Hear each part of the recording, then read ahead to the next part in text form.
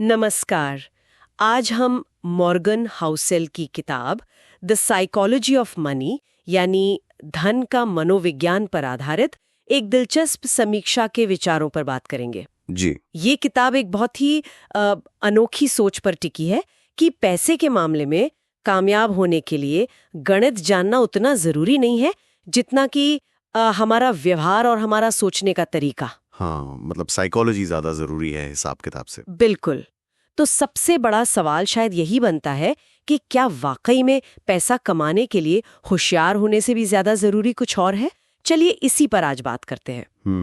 तो एक जो मुख्य विचार है जो बार बार सामने आता है वो यही है कि पैसे के साथ आप कितना अच्छा करते हैं इसका आपकी इंटेलिजेंस से मतलब बुद्धिमानी से शायद उतना लेना देना नहीं है। सही। ज्यादा जरूरी है आपका व्यवहार, जैसे सब्र रखना, है ना, विनम्र रहना और अपनी भावनाओं पर काबू रखना, खास तौर पर डर और लालच। हाँ बिल्कुल। और इसी से जुड़ा है देखिए भाग्य और जोखिम का रोल, जिसे हम अक्सर अनदेखा कर देते हैं। अच्छा। समीक्षा में बिल गेट्स का उदाहरण दिया है कि कैसे उन्हें इत्तेफाक से एक ऐसे स्कूल में कंप्यूटर मिल गया, वो भी उस जमाने में जब ये बहुत बड़ी बात थी। हाँ, ये तो सुना है। तो ये हमें याद दिलाता है कि सिर्फ नतीजों से जज नहीं करना चाहिए, फैसला कैसे लिया गया वो देखना चाहिए। क्योंकि देखिए सफलता और असफलता पूरी तरह हमारे काबू में नहीं होती। हाँ, लेकिन अगर भाग्य का इतना बड़ा हाथ है तो फिर किताब व्यक्तिगत व्यवहार पे इतना जोर क्यों दे रही है? मतलब ये दोनों चीजें एक साथ कैसे फिट होती हैं? नहीं, ये बहुत अच्छा सवाल है।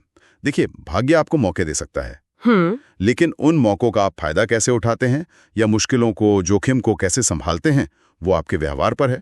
गेट्स को मौका मिला, हाँ, पर उन्होंने उसका इस्तेमाल किया, जी-तोड़ मेहनत की, वो उनका व्यवहार था। अच्छा, समझी। यहीं पर वो सब्र, वो लंबी सोच, वो भावनाओं पर काबू, ये सब काम आता है। ठीक है। और इसी से जुड़ी भी है वो कभी पर्याप्त नहीं वाली बात, मतलब वो जाल जिसमें लोग फंस जाते हैं। हाँ, वो रेस कि और पैसा चाहिए और रुतबा चाहिए, एक अंधी दौड़ लगी रहती है।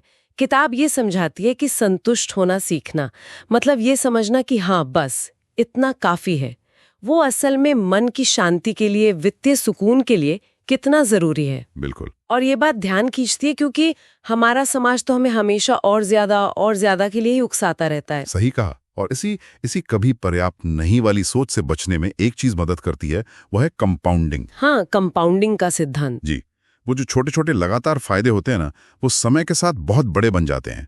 जैसे वॉरेन बफेट का ही उदाहरण लें, उनकी आप देखिए करीब 99% दौलत वो 50 साल की उम्र के बाद बनी। अच्छा। तो ये सिर्फ उनकी निवेश की काबिलियत नहीं थी, ये ज्यादातर लंबे समय तक टिके रहने का और वो जो कंपाउंडिंग की शक्ति है ना, उसका नतीजा था। ये लंबी अवधि की सोच का महत्व दिखाता है।